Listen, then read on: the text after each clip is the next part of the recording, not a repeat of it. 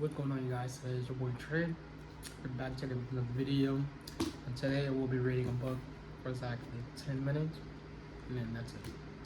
So basically, we're just trying to expand our vocabulary and things like that as well, and just try to get into more reading books, since this is the one thing I don't like doing.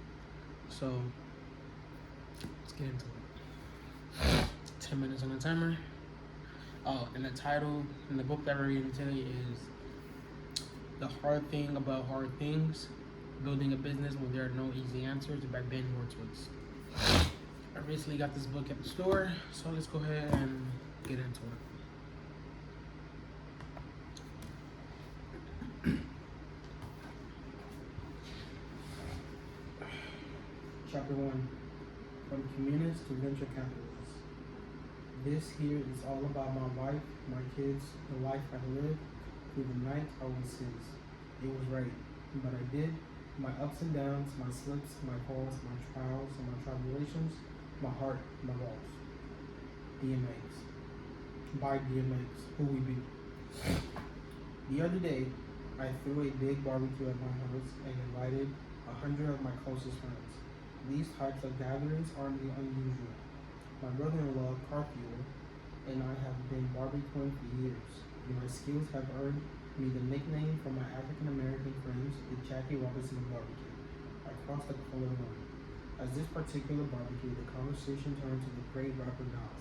My friend Tristan Walker, a young African-American entrepreneur, commented proudly that Nas was from his home project, my apologies, Queensbridge, New York. One of the largest public housings in the United States. My 73-year-old Jewish father interjected, I've been to Queensbridge. See, this is why I need to read.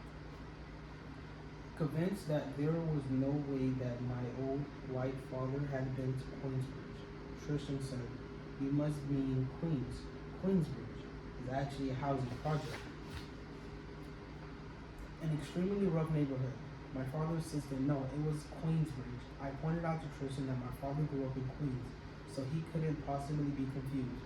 Then I asked, Dad, what were you doing in Queensbridge? He replied, I was passing out communist literature when I was 11 years old.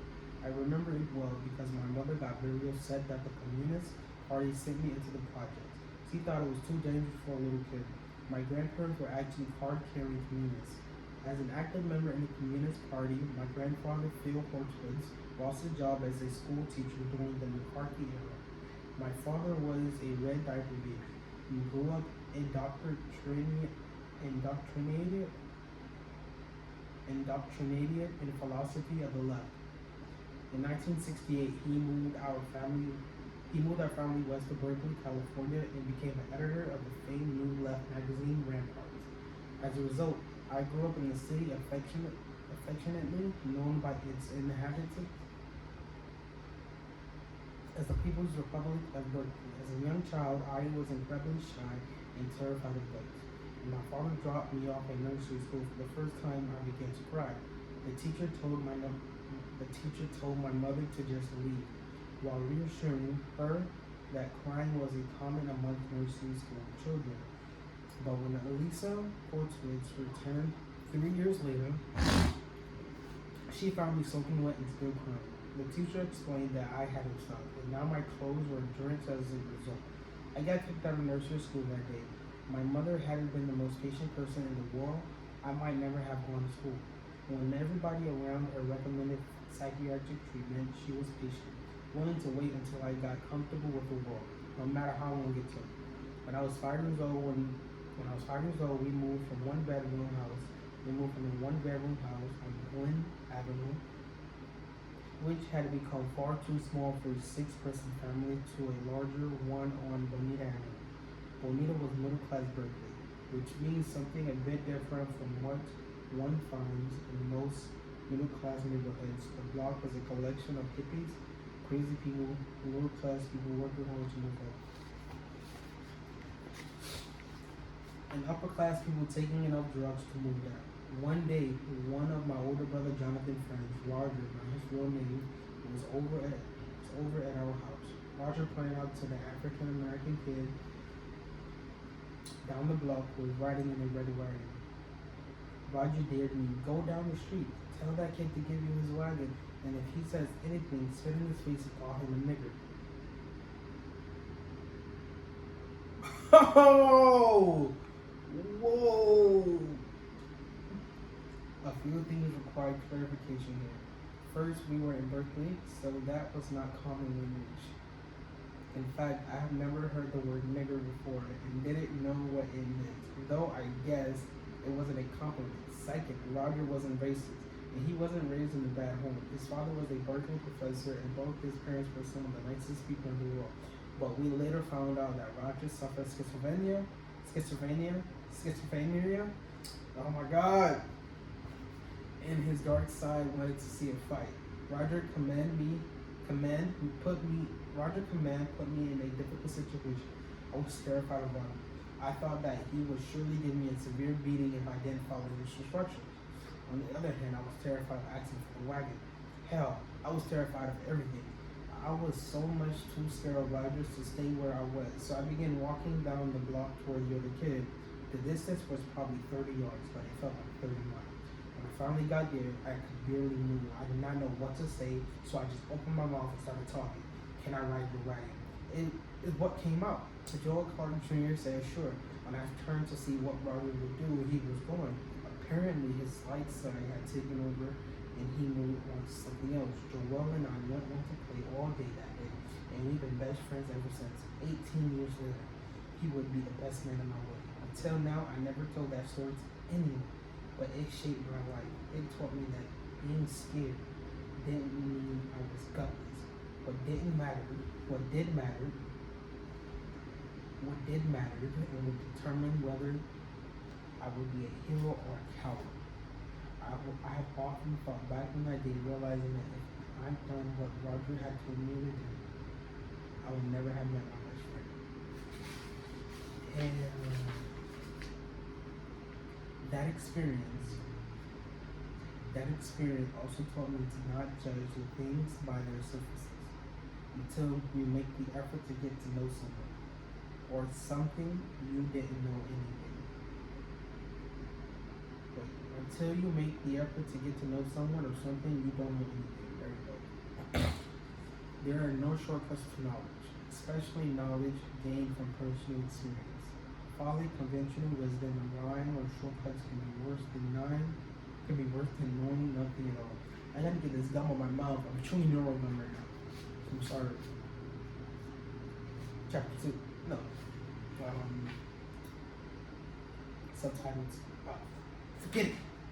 Next chapter. Turn your shit in. Okay? Turn your shit in. Over the years, I worked hard to avoid being influenced by the first impressions and blindly adhering to convention. Growing up in Berkeley as an excellent student in a town that frowned upon football as being meritoristic, I wasn't expected to join the Berkeley High School football team, but that's what I did. That was a big step for me.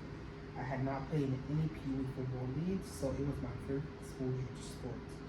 Nonetheless, those earlier lessons in dealing with fear helped me tremendously. In high school football, being able to handle fear is 75% of the game. I will never forget the first team meeting me with head coach Chico Mendoza. Coach Mendoza was a tough old guy who played college football at Texas Christian University, home of the mighty Horned Frogs. Coach Mendoza began his opening speech. Some of you guys will come out here and just won't be serious. You'll get here and start shooting the shit, talking shit, bullshitting, not doing shit, and just want to look good in your football shit. And just want to look good in your football shit. If you do that, then you know what? Turn your shit in. And he went on to elaborate. Oh my God. Okay. He went on to elaborate on what was unacceptable. Come late to practice, turn your shit in. Don't want to get hit?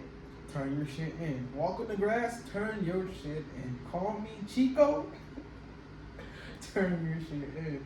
Yo, I'm so sorry about the language. I'm sorry. Hopefully, if it gets worse, I won't say it. But right now, these are minor, so YouTube, please don't cut it out. Okay? So, it was the most intense, hilarious poetic speech I ever heard. I loved it. I couldn't wait to get home and tell my mother. She was horrified, but I still loved it. In retrospect, it was my first lesson in leadership. Former Secretary of State Colin Powell says that leadership is the ability to get someone to follow you even if only out of curiosity. I was certainly curious to see what Coach Mendoza would say next. I was the only kid in the football team who was also the highest academic track in math, so my teammates and I didn't see each other in many classes. As a result, I ended up moving in multiple social circles and hanging out with kids with very different outlooks in the world. It amazed me how a diverse perspective utterly changed the meaning of every significant event in the world. For instance, when Run DMC. Alright, it's been 10 minutes.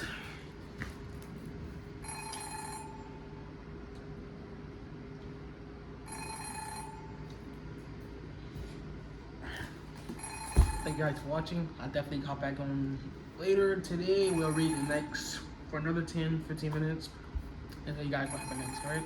Thank you guys for listening, and have a good day. Peace.